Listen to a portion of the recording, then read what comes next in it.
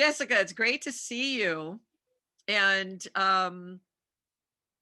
Jessica Gonzalez, I'm speaking with. She is going to be attending Sovereign Women Speak, also sovereignwomencircle.com. That's where you can get your tickets.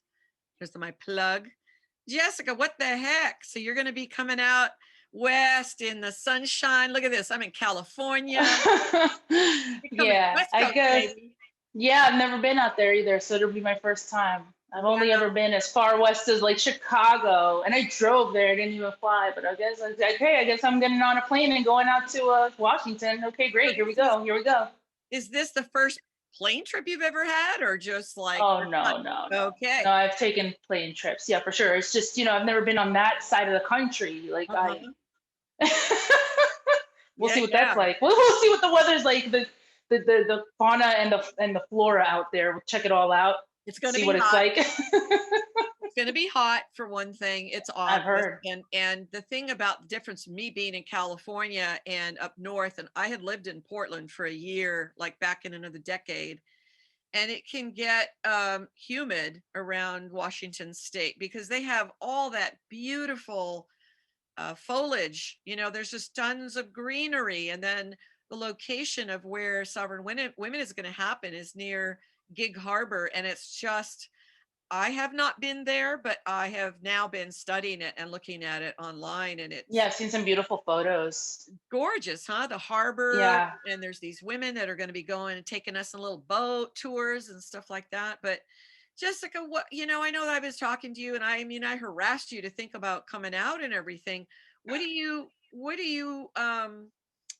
you bring besides, and why? And I want to say why I wanted to interview you is that the TERF Collective, you have been, you've burst on the scene. You've told me you've been kind of in the background for a while, but you have managed to do more and gain more attention than some of these women that spend hours and hours online on social media, and they act like they're going to do stuff. They're pissed off about things. They say, oh, yeah, that's a great idea, but they never do anything. And especially through COVID, it's great that people repost things. It's great that people like stuff and share and that, but that only goes so far.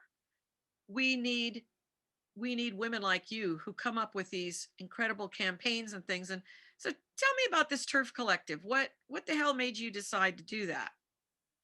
It was just an impromptu, just kind of just a whim I had that we TERFs that do things like that. So all we women that are living like just the way you just described, we're very angry, but we're all at home.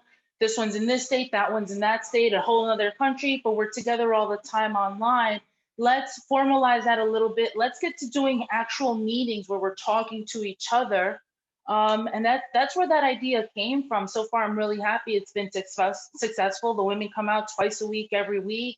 At first, it was going to be just kind of just a chat, just a general chat. Since then, it's actually grown because of the caliber of women and the type of women that have been drawn to this endeavor are more action oriented women. So these are women that are interested in picking up the fight, and we just needed to find each other and connect to resources, good ideas, boost each other up, and we're off and running. And we're incubating like 5 different projects at least in that group right now.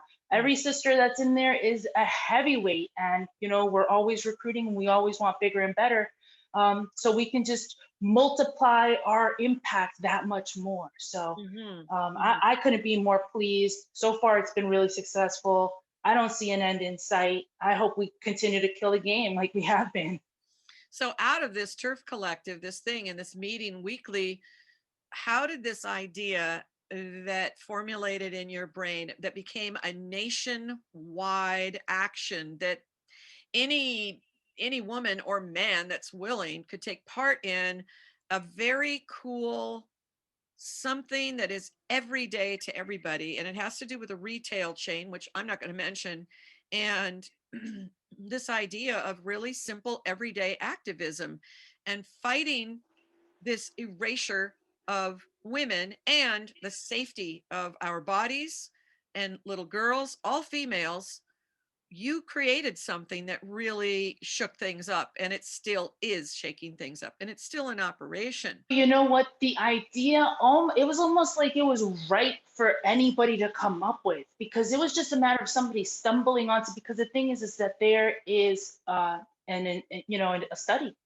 There's Uh-huh. an empirical piece of evidence. Once you stumble onto that, you realize that somebody has endeavored to collect data about how a gender neutral policy impacted this particular retailer. Once you know that, then you think it's almost criminal that women are being led into the facilities at that retailer like sheep to the slaughter, because they're not armed with this information that is now out there in the world.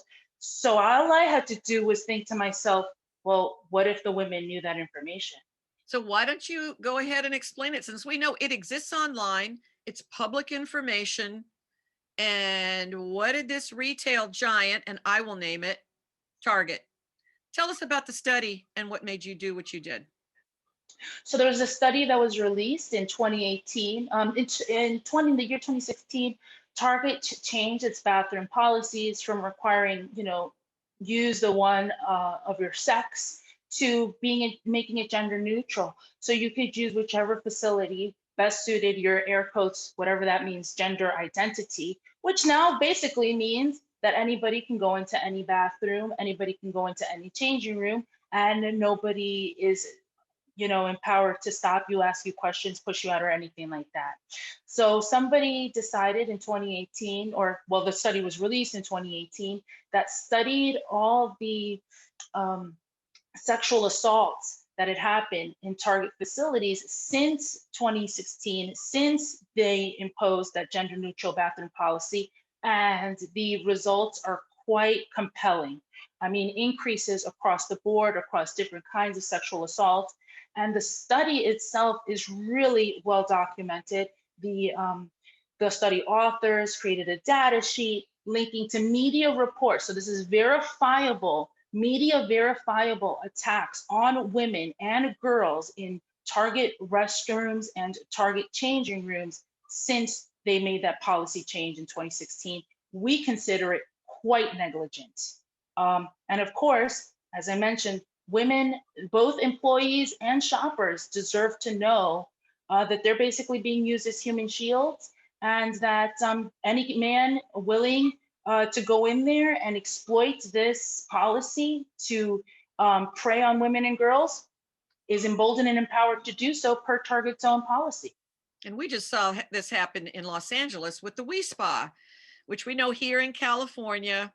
Again, 2005, Arnold Schwarzenegger signed into law anything around gender identity. Now, this is such a classic case. And even when you were describing it, Jessica, it moved from the bathroom of the sex that a person is. So you got men and women. Well, of course, with men, it means males.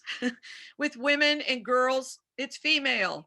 And what they do by taking away women and men by using gender neutral, that's the other way that they have conflated sex and gender. We all know that gender is something that is societal, it's social, it's not biological.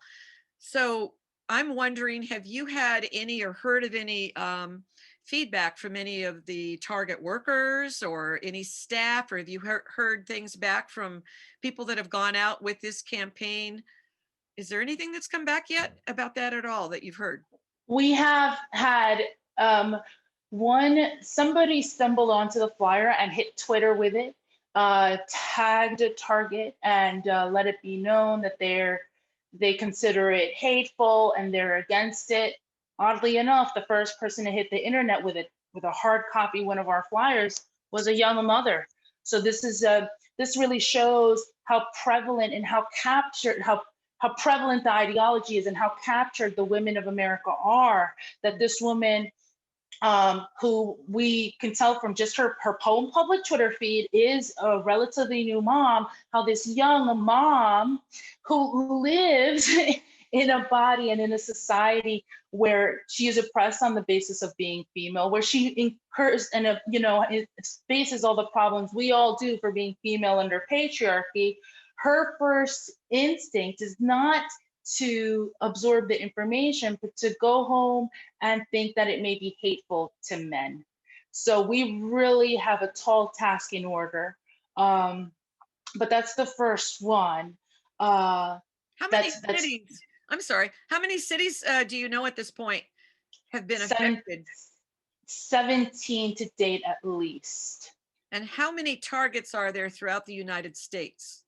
1,909. This could go on for years, huh?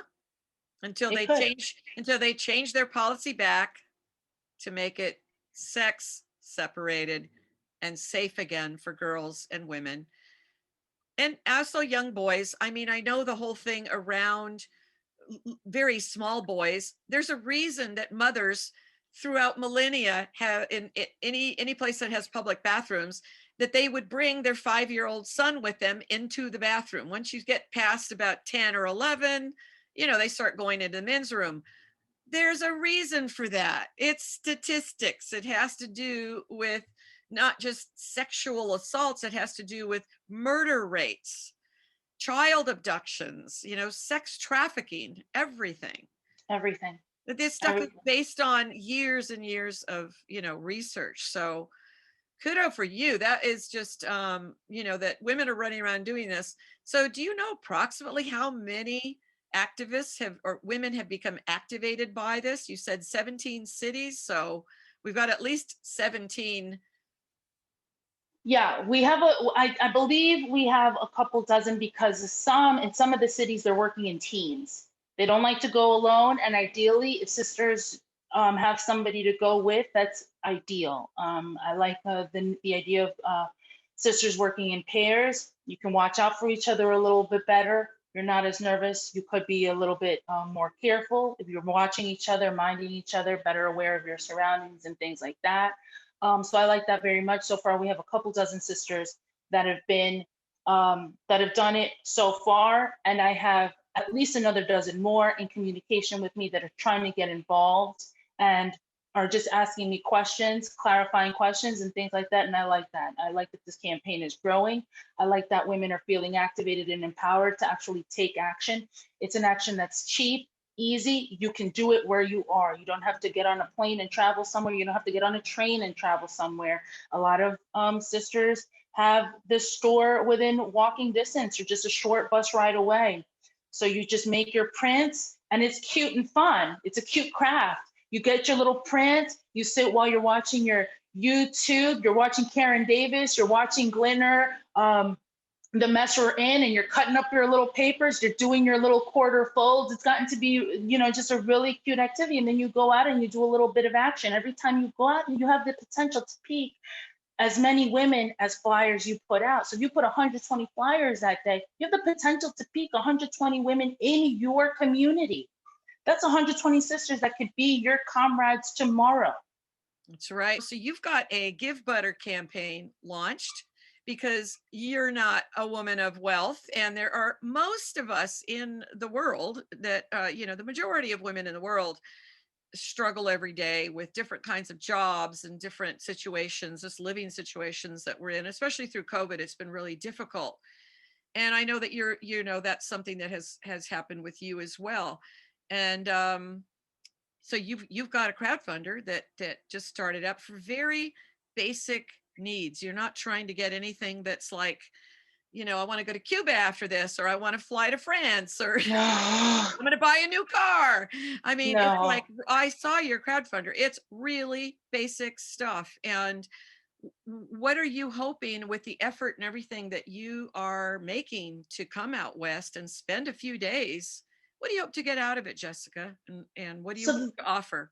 sure, sure. So the biggest thing I really want to get out of it is I feel like I'll be going there to represent TERF Collective, to represent all our members that are just here in the States or even elsewhere in the world and can't physically make it. So that's what I have in mind whenever I go anywhere. I think about, well, what can I collect here? What can I grab and put into my little basket that I can take back to the sisters back home? When I'm interacting with really any sister in any environment, my brain is always trying to think, who else can I connect to this experience, to this person, to this resource gender mapping and child's gender transition is not my strong suit. But if Joey, you and I are speaking right now, and I know another sister that's in, say, my TERF Collective that happens to be a mom, and she's interested in getting connected to action.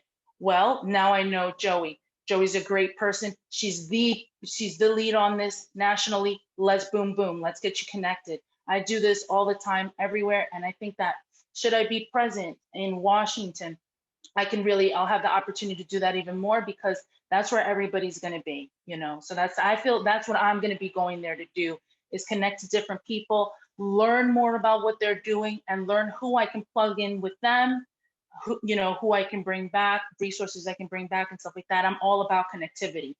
Mm-hmm.